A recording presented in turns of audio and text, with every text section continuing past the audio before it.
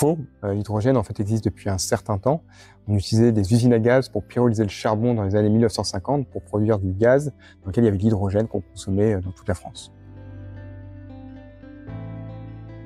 Alors faux, il y a deux grandes filières aujourd'hui. Il y a la filière à base d'électricité qu'on met dans un électrolyseur pour produire de l'hydrogène, on coupe les molécules d'eau. Et il y a une filière plutôt à base de biomasse, donc du bois, des biocarburants, des biogaz, dans lequel on vient produire de l'hydrogène. Alors vrai, déjà une énergie primaire, ça correspond à l'énergie qu'on trouve dans la nature.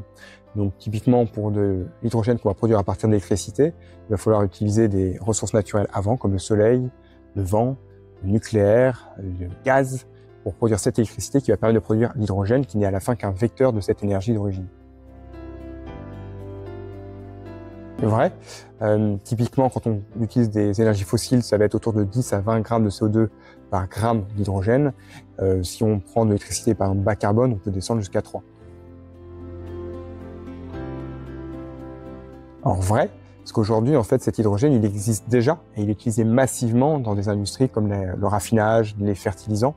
Donc cet hydrogène-là, aujourd'hui fossile, il est déjà massivement utilisé. Après, la question pourrait être, le nouvel hydrogène bas carbone, aujourd'hui, il n'est pas utilisé encore. Alors ça, c'est faux, dans l'idée que, comme tout gaz, on peut le stocker. C'est compliqué, mais on est capable, en comprimant le gaz, de le mettre dans une bonbonne, ou équivalent, en gros, pour le stocker. Alors faux, dans l'idée où l'hydrogène, c'est un peu comme du gaz ou du pétrole. Si on brûle, ça s'inflamme. Ça peut être explosif, comme vous avez des voitures qui peuvent exploser. Donc, ça comporte des risques, mais ça peut se gérer. Comme dans l'industrie, où on l'utilise depuis des décennies sans problème. On a des taxis à hydrogène. Donc voilà, comme le pétrole et le gaz naturel, finalement, c'est aussi dangereux.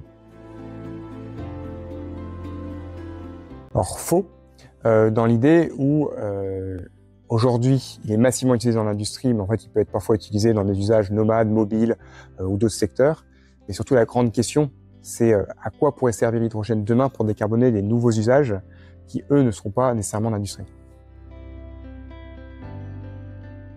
Alors là, complètement faux, étant donné que pour produire de l'hydrogène, en gros, il faut prendre de l'électricité, puis après, on va la mettre dans une pile à combustible qui va ensuite redonner l'électricité pour aller dans un moteur électrique. Vous voyez toutes les étapes que je viens de lister, ben, c'est beaucoup moins efficace que juste de prendre l'électricité et la consommer directement dans une batterie.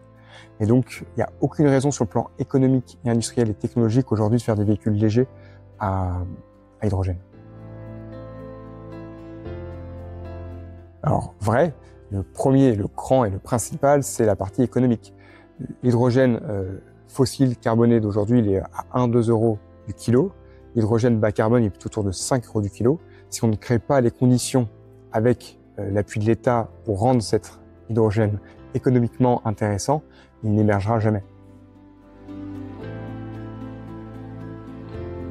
Alors vrai et faux.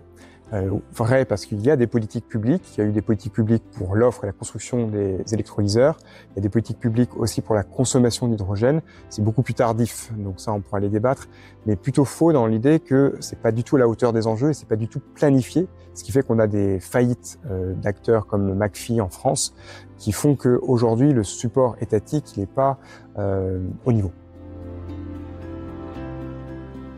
Alors plutôt faux. Ce qui est sûr, c'est qu'on utilisera demain potentiellement de l'hydrogène dans plus de secteurs qu'on utilise aujourd'hui dans les filières industrielles. Et ce qui est sûr, c'est qu'on ne va pas l'utiliser dans tous les autres secteurs inimaginables. Alors faux, dans l'idée où l'hydrogène, c'est quelque chose qui est très inefficace sur le plan énergétique. Donc il faut l'utiliser avec parcimonie pour les usages très pertinents.